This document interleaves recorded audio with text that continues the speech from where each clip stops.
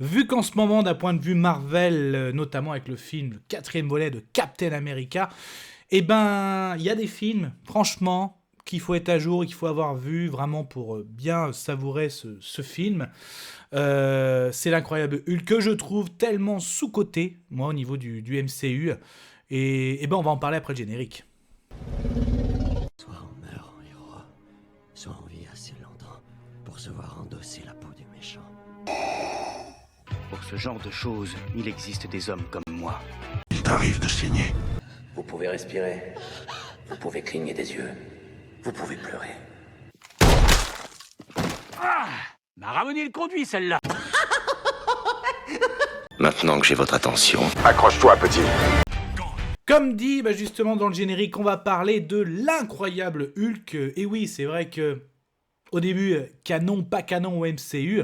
Oui, bien canon, certes, qu'il a été fait par Universal, parce que les droits de Hulk, c'est par rapport à Universal, donc c'était en fait un petit peu compliqué pour Marvel, même si après, on sait ce qui est devenu, hein, mais même au début du MCU, hein, c'était pas Disney, hein, Iron Man, tout ça, on était avec Paramount. Donc là, l'incroyable Hulk, donc forcément, on va suivre les aventures du Docteur Banner. Et déjà, ce que j'aime bien dès le début, c'est dans le générique, en fait, ils te mettent le contexte, parce qu'effectivement, beaucoup, on connaît que le professeur Banner, grand scientifique spécialiste sur les rayons gamma, donc qui a subi un accident de rayons gamma et qui est devenu une autre facette de sa personnalité, comme il dit, est très dangereuse. Et là, c'est montré dans le générique et je trouve que c'est très bien fait.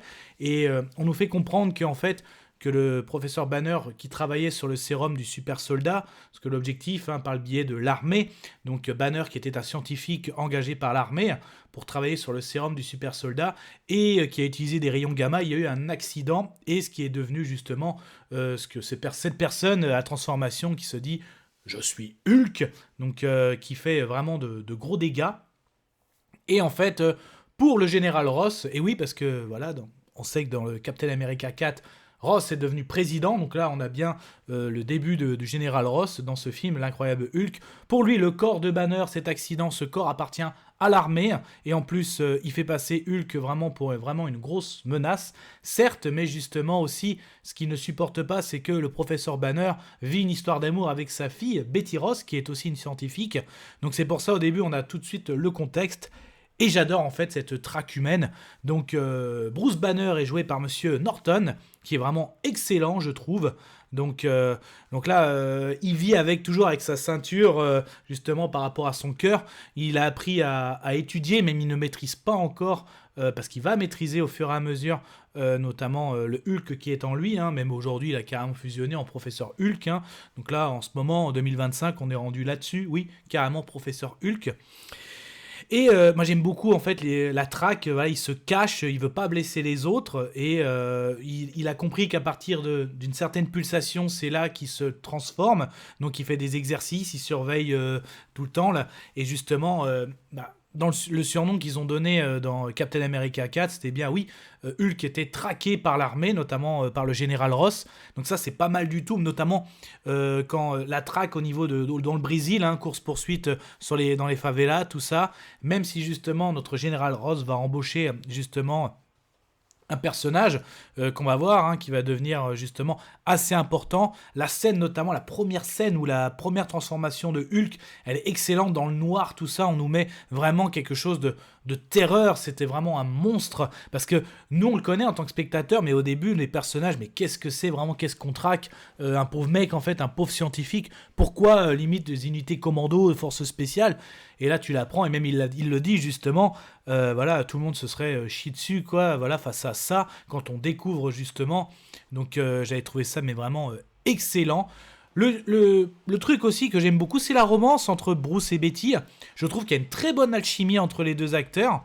Et cette romance à la fois avec Bruce Banner et Hulk, qui est très très forte justement quand à un moment il arrive à se cacher dans l'espèce de pizzeria. Et même quand Betty a refait sa vie avec quelqu'un, quand Bruce il la revoit sur les bords de la fac, il me semble, donc il est à la fois triste, mais en gros, dès que Betty le revoit, elle pense le voir, lui il ouvre la porte de l'arrière-cuisine, voilà, donc elle le voit, et tout de suite, c'est Bruce, c'est l'amour de sa vie, donc c'est même pour ça, t'es déçu dans le MCU, vu que c'était compliqué les droits d'avoir le personnage de Betty Ross, ils ont essayé une romance avec Natasha Romanoff, ils ont vite abandonné, ça c'était dans l'ère d'Ultron. Donc après, voilà. Mais bon, je pense que la romance Betty-Bruce, c'est terminé de toute façon. Compliqué, même si la Betty... oui, les spoilers, j'en ai rien à foutre. Captain America 4 a fait un caméo dans Captain America 4. Bon, mais c'était pas avec Bruce, c'était pour revoir son papa. Donc, je trouve que ça marche bien, et même justement, elle va l'aider, et ça, c'est plutôt cool. Et même le côté un petit peu traque humaine, et un petit peu le côté scientifique, le côté survie, et le côté aussi, il arrive à, comme un peu d'espionnage, à avoir comment trouver quelque chose, parce que Bruce veut absolument se soigner, il ne veut pas faire du mal. Là, on est dans le côté où il rejette le Hulk, hein. Pour lui, Hulk, c'est une menace, donc ça, c'est vraiment très bien mené aussi. Norton joue très très bien, ça c'est clair. Donc justement, elle va l'aider, et là arrive la fameuse scène que j'adore, la scène du campus, où justement Bruce est repéré, et là quand il va sur la passerelle, donc il l'enferme, donc ils envoient les lacrymogènes, et là il se transforme en Hulk, et là super scène de combat, tu vois les véhicules américains qui défoncent tout quand ils arrivent, les super canons à ultrasons, Hulk qui est aussi un super combattant, donc notamment on sait que Bruce est un super scientifique et Hulk un super combattant, donc là il n'y a rien à dire. Même et au contraire, comme lui, Gross qui dit à tout le monde c'est un monstre, il détruit tout. Et là, quand tu vois que même ces hommes sont presque à tirer sur Betty qui s'est immiscée au combat, bon, il y a Hulk qui la protège et tout. Donc c'est là qu'on voit que effectivement Hulk n'est pas une menace. Certes, il a du mal à contrôler sa force, et là je trouve ça très très beau. Et c'est là justement le scientifique qui va l'aider, c'est celui qui va devenir le leader. Il devient, on a prémisse qu'il devient le leader dans ce film. Donc même au début, c'est quand ils se retrouvent Betty, il y a une scène où un peu ils ont envie de faire l'amour et quand on voit que son cœur s'emballe, top. Donc voilà, et même quand il arrive à lui injecter quelque chose pour essayer de contrôler ça, il a deux droits de se transformer, c'est grâce à Betty qu'il arrive un petit peu à se contrôler, et c'est pour ça que c'est vraiment très très bon.